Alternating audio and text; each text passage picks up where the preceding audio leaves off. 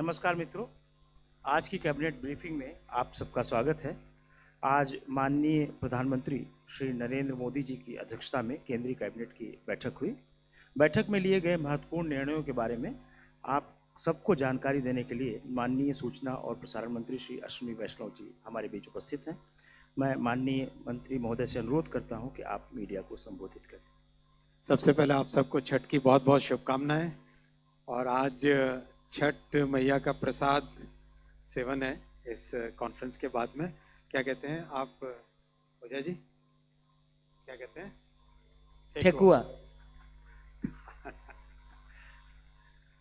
बहुत अच्छा है। आज साथियों सबसे पहले बड़ा फैसला लिया गया 8th पे कमीशन को।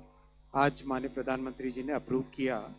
8th पे कमीशन का कॉम्पोजिशन और उसमें क्या टर्म्स ऑफ रेफरेंस रहेंगे, कितना टाइम पीरियड रहेगा, वो सारा आज अप्रूवल हुआ। और ये बहुत बड़ा महत्वपूर्ण फैसला है। आपको पता है कि अभी हाल ही में जनवरी में ही इन प्रिंसिपल अप्रूवल हुआ था कि किस तरह से 8th पे कमीशन का फॉर्मेशन किया जाए, और इतने कम समय में 8th सेंट्रल पे कमीशन का गठन भी कर दिया गया। इसके लिए काफ़ी बड़ा कंसल्टेशन होता है। कई मंत्रालय जिनमें बड़ी संख्या में सरकारी कर्मचारी हैं सेंट्रल गवर्नमेंट के, डिफेंस हो गया, होम हो गया, रेलवे हो गया, और डीओपीटी के माध्यम से जो जॉइंट कंसल्टेटिव मैकेनिज्म है सभी यूनियंस का, सभी फेडरेशंस का, उस जेसीएम के साथ भी डिटेल्ड कंसल्टेशन होता है। इन सब कंसल्टेशंस के बाद में ये टर्म्स ऑफ रेफरेंस फॉर्मेशन किया गया है। तो ये बहुत ही एक इम्पॉर्टेंट टाइमली एक्शन ले लिया गया है। और करीब 50 लाख सेंट्रल गवर्नमेंट के एम्प्लॉयज़ हैं। कई राज्य सरकारों के साथ भी इसमें कंसल्टेशन किया गया और करीब सभी राज्य सरकारों ने इसमें सहयोग दिया है। 18 मंथ्स के अंदर ये रिपोर्ट आएगी इसकी 8th पे कमीशन की। जस्टिस रंजना प्रकाश देसाई को इसका चेयरपर्सन बनाया गया। आप सब जानते ही हैं जस्टिस देसाई को। हमारे प्रेस काउंसिल ऑफ इंडिया की चेयरपर्सन है और बहुत ही अच्छा उनका एक long history of public service है। So she will be heading the 8th pay commission. Professor Pulak Ghosh from Bangalore, I M, and mister Pankaj Jain who is secretary petroleum and natural gas, he will be the members। दूसरा बड़ा फैसला लिया गया साथियों आज, nutrient based subsidy for rabi season. आप सब जानते हैं कि माननीय प्रधानमंत्री श्री नरेंद्र मोदी जी किसानों के लिए एक के बाद एक बड़े फैसले लेते हैं, और इसमें बहुत किसानों की इनकम प्रोटेक्ट हो, उनको सारे इनपुट्स कम कॉस्ट पे मिले, नए तरीके से खेती कर सकें, डिजिटल टेक्नोलॉजीज़ का उपयोग कर सकें, हर तरीके से क्रॉप की इंश्योरेंस हो, हर तरीके से खेती के हर एस्पेक्ट पे ध्यान देना माननीय प्रधानमंत्री जी ने शुरू से ध्यान दिया है।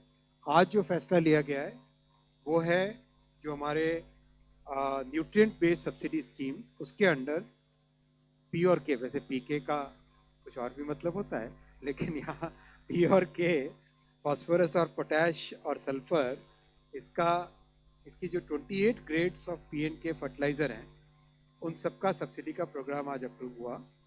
और जैसा आपने पहले भी पिछले कैबिनेट ब्रीफिंग्स में देखा है, जो बड़े फैक्टर्स हैं, इंटरनेशनल प्राइसेस कितने हैं, किस तरह से कॉस्ट पे इम्पैक्ट आ रहा है, किस तरह से डिलीवर्ड प्राइसेस हमारे होते हैं, ओवरऑल सारे फैक्टर्स को मिला के जो बैलेंस्ड यूज़ करने के हिसाब से जो डिसाइड होता है वो आज डिसाइड किया गया है।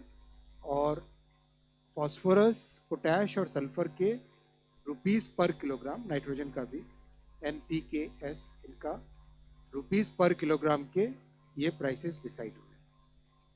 पी और एस न्यूट्रिएंट्स हैं जो कि इसमें रबी में काफ़ी बड़ी मात्रा में यूज़ होते हैं, उसके प्राइस करीब 1 to 10% हायर है compare to the previous prices, subsidy actually. Then cabinet approved about 37,952 crore rupees का इसका जाएगा टोटल आउटगो, और 1 अक्टूबर 2025 से ये रेट्स एप्लीकेबल हो जाएंगे। डीएपी और टीएसपी, ट्रिपल सुपर फॉस्फेट और डाई अमोनियम फॉस्फेट, ये दोनों सबसे बड़े हाईली कंज्यूम्ड फर्टिलाइजर के कंपाउंड्स हैं। इनका करीब करीब 60% इन दोनों का कम होता है कंजम्पशन। इन दोनों के लिए एक स्पेशल पैकेज भी रखा गया है, जिससे कि जो फार्मर्स को, किसानों को जो रेट मिले वो रेट बिल्कुल कांस्टेंट रहे, वो बिल्कुल ना बढ़े। ओवरऑल ये सारा का सारा जो पूरा प्रोग्राम है, इससे हमारे किसानों को इस रबी सीजन में बहुत बड़ी राहत मिलेगी और उनके लिए कोई भी रेट आगे ना उनके लिए कोई रेट बढ़ेगा नहीं, और जो भी एक्स्ट्रा बर्डन होगा वो बर्डन सरकार वहन करती है। इस तरह का ये फैसला है सर। मैं अब आपके क्वेश्चंस आज क्वेश्चन हम उल्टे will take from the left side first. नहीं वजह साहब नियम थोड़ा बदलेंगे, आज इधर से। अच्छा okay, so questions from right side.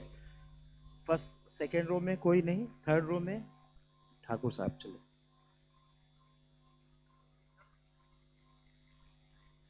Sir ये जो किया गया है अपना सेंट्रल गवर्नमेंट पे कमीशन वाले को, तो इसका कब से इम्प्लीमेंटेशन होगा? 18 महीने का में आएगी इसकी रिपोर्ट, इसका मतलब है मई 27 में आएगा।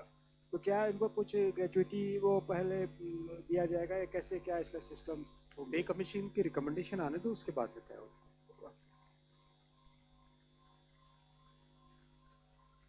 Next this side nobody is there. Okay, हाँ लेफ्ट फर्स्ट। सेंटर में नहीं कोई? आज सॉरी आई एम सेक्टर में 239। सर ये भले रिपोर्ट 18 महीने में देगी, उसके बाद में चीजें लागू होंगी, लेकिन लागू होने की डेट तो पहले ही आप लोगों ने तय कर ली ना, 1 जनवरी से। 1 जनवरी 2023। रिपोर्ट आने दो ना, इसके रिकमेंडेशंस आने दो। अच्छा, अब लेफ्ट से सर अपना अपने संस्थान का परिचय भी दे दीजिए। हेलो, हाँ ठीक है, सुबह आवाज़ आ रही है। मैं संजीव राठी यूनिवार्ता से। सर मेरा भी सवाल यही है कि इम्प्लीमेंटेशन का इसमें रिकमेंडेशंस में ही कुछ आएगा, या नॉर्मली ये माना जाता है कि भाई जैसे 2026 में ये ड्यू हो गया है तो 2026 से ही माना जाएगा, इम्प्लीमेंट होगा, या इसके लिए अलग से कुछ आएगा? नहीं, इसका स्पेसिफिक अभी तय होगा जब ये कंप्लीट इसके रिकमेंडेशन होंगे और इसकी एक इंटरिम रिपोर्ट आती है, उसमें इम्प्लीमेंटेशन की डेट तय होगी। सर असीम मनचंदा CNBC आवाज़ से। सर ये जो सब्सिडी अप्रूव हुई है वो कितनी अमाउंट है और ये किस ईयर के लिए अप्रूव हुई है? You can confirm. अमाउंट है 37,952 करोड़।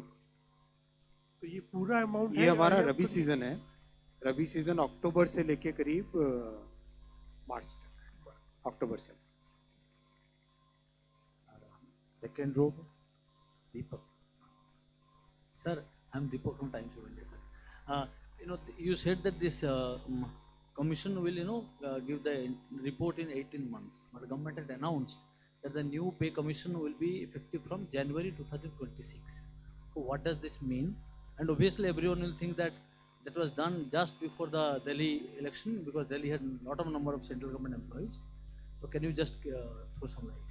करीब करीब देखो, नॉर्म्स ऑलरेडी तय ही होते हैं कि किस तरह से, कौन से डेट से इसका इम्प्लीमेंटेशन होता है, लेकिन इसका जो फॉर्मल तरीका है वो फॉर्मल तरीका है कि इंटरिम रिपोर्ट में इसकी एग्जैक्ट डेट आएगी, मोस्टली 1 जनवरी 2026 से ही होगी। Third row 17।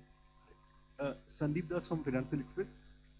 Is this increase in the fertilizer subsidy is likely to be revised? Is likely to reflect the revised estimate of the total foods fertilizer subsidy of 1.61 lakh crore? No. Naturally, it will always have the impact on the overall fertilizer subsidy that goes into. It will be increased basically, revised estimate. Third row you ISC।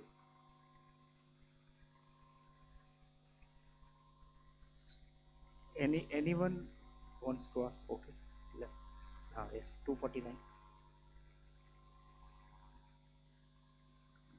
मैं प्रशांत Hussain news 24 से। मैं इसके अलावा एक सवाल पूछूं कि छठ में ट्रेन की सक्सेस स्टोरी कोई है आपके पास बताने के लिए?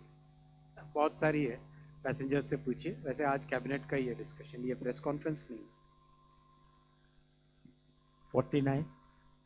सर किसानों को सब्सिडाइज अपना रेट पर परिचय भी देते हैं जी, अपना परिचय प्लीज देते हैं। डॉक्टर अतुल कुमार, एक पत्रकार हूँ सर। जी। किसानों के जो सब्सिडाइज बैग होते हैं वो मिलते नहीं और आम जो वैसे एमआरपी ये के गलत रूप कह में रहे हैं है आप, और गलत कह रहे उसके हैं। लिए पहले शिकायत अपने अगर एक सेकंड, ये आप गलत कह रहे हैं, जरा फील्ड में जाके पता करिए। वहीं से तो बता रहा हूँ सर। आगे दूसरा लीजिए सर वो उसकी दूसरा शिकायत लीजिए। पूनम जी बैक।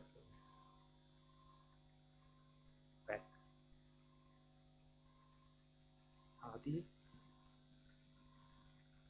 सर मैं पूनम हूँ अमर उजाला से। ये जो पोषण आधारित सब्सिडी मिल रही है उर्वरकों पर रबी फसल के लिए, तो ये जो रबी फसल है उस तक ही सीमित रहेगा या इसका आगे भी एक्सटेंशन संभव है? और दूसरा प्रश्न, इससे जो किसान, कितने किसान लाभान्वित होंगे? देखो, हर रबी और हर खरीफ से पहले इस तरह का एक फैसला लिया जाता है। ये जो फैसला है ये इस बार वाले रबी के लिए, इसके आगे वाले खरीफ और आगे वाले रबी के लिए नया फैसला। 45 45। So what is the increase in the subsidy amount for Rabi season compared to last year?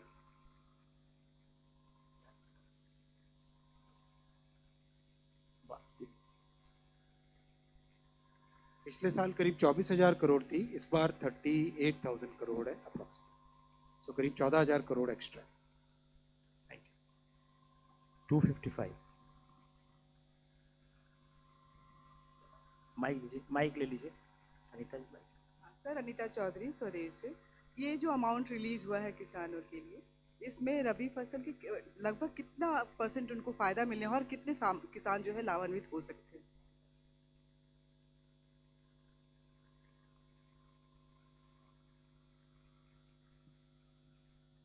Department से आपको एग्जैक्ट किसानों का नंबर भेजिए।